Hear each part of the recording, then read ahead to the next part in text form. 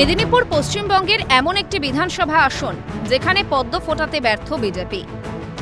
সবুজ আবির উড়িয়ে ফাটলো বাজি, বাজলো বাদ্যি।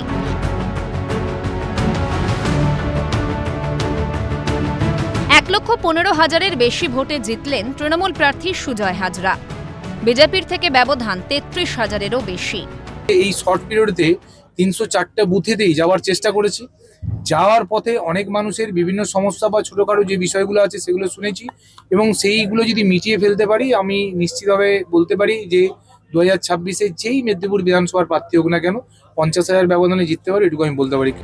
81,000-এ থামলেন বিজেপির শুভজিৎ রায়। ধারে কাছে ঘেঁষলেন না বামেদের মণিকুন্তল খামরাই। বামেদের হাতে থাকা মেদিনীপুর বিধানসভা 2011 সালে ছিনিয়ে নেয় তৃণমূল। মৃগেন্দ্রনাথ মাইতির হাত ধরে জুন মালিয়া। ট্রেন্ড বহাল আজও।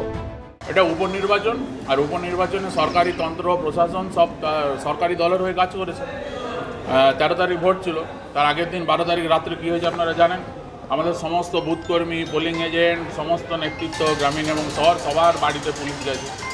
এসপি নিজেই ভোট পরিচালনা করেছে। মমতা ব্যানার্জির সঙ্গে মেদিনীপুর, সুজয় হাজার সঙ্গে মেদিনীপুর, মেদিনীপুরের ভূমিপুত্র এবারের ক্যান্ডিডেট। তাই মানুষ, মেদিনীপুর শহরের মানুষ, মেদিনীপুর গ্রাম অঞ্চলের মানুষ দুহাত তুলে আশীর্বাদ করেছেন। দিদির সাথে থেকেছেন, দিদির উন্নয়নের সাথে আছেন। অধিকারী গড় হিসেবে পরিচিত মেদিনীপুরের অঙ্কটা কি লড়াই আর হেরে যাওয়ার? 2015 সালে খড়গপুর পুরসভা নির্বাচনে বিজেপির জিএস ছিলেন দিলীপ ঘোষ। 2016 সালে খড়গপুর সদর থেকে বিধায়ক হয়ে কংগ্রেসের খাতা বন্ধ করে সংগঠন সক্রিয় করেন দিলীপ। এরপরই 2019 সালে মেদিনীপুর লোকসভায় দিলীপের হাত ধরে বিজেপির যাত্রা শুরু। দিলীপের হাত ধরে 2021 সালে রাজ্য জুড়ে বিজেপি 77 হলেও মেদিনীপুর বিধানসভা ধরে রাখে তৃণমূল। কিন্তু 2024 সালে মেদিনীপুর লোকসভায় প্রার্থী করা হয়নি দিলীপ ঘোষকে।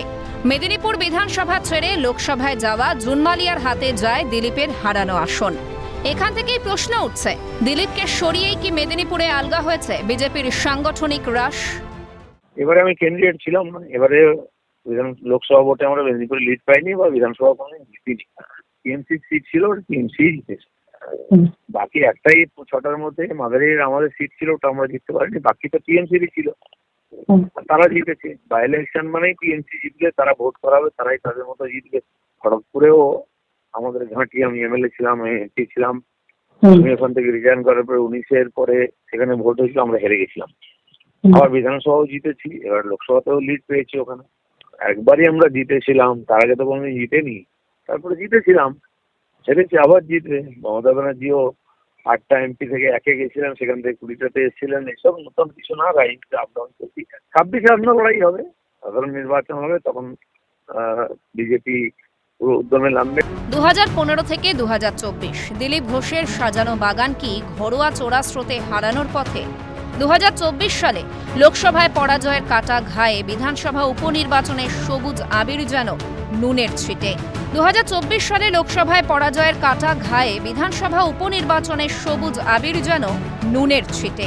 2026-এর আগে মেদিনীপুরে 33,000 ব্যবধানের ধাক্কা বিজেপি কিভাবে সামলে ওঠে সেদিকে নজর থাকবে। ক্যালকাটা নিউজ।